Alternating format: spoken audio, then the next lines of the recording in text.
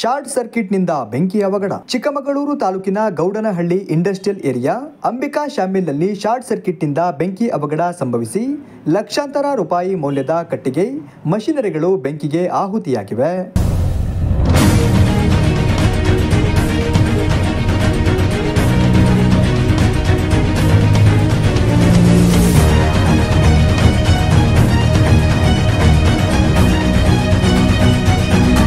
ವಿಷಯ ತಿಳಿದ ಕೂಡಲೇ ಸ್ಥಳಕ್ಕೆ ಆಗಮಿಸಿದ ಜಿಲ್ಲಾ ಅಗ್ನಿಶಾಮಕ ಅಧಿಕಾರಿ ಪ್ರವೀಣ್ ರವರ ನೇತೃತ್ವದ ತಂಡ ಬೆಂಕಿ ನಿಂದಿಸಿ ಹೆಚ್ಚು ಆಗುತ್ತಿದ್ದ ಅನಾಹುತಗಳನ್ನು ತಪ್ಪಿಸಿದ್ದಾರೆ.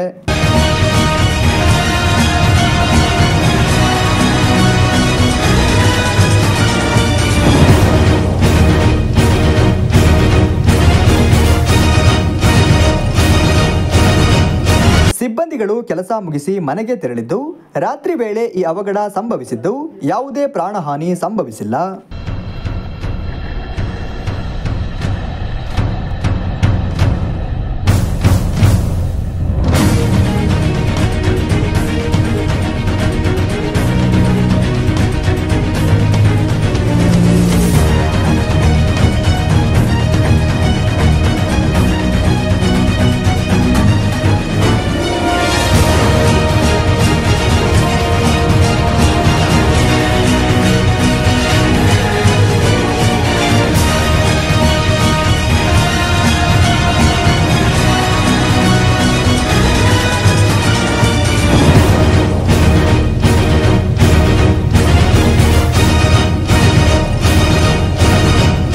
ಈ ಸಂದರ್ಭದಲ್ಲಿ ಸಿಬ್ಬಂದಿಗಳಾದ ದೇವೇಂದ್ರಪ್ಪ, ಲೋಕೇಶ್, ಉಮೇಶ್ ರಾಜ್ ಅರಸ್, ಉಮೇಶ್ ಮಾಗುಂಡ, ಚಂದ್ರಶೇಖರ್, ಜ್ಞಾನದೇವ ಹುಂಡರದ, ರಘು ಹಾಗೂ ಇನ್ನಿತರರು ಉಪಸ್ಥಿತರಿದ್ದರು.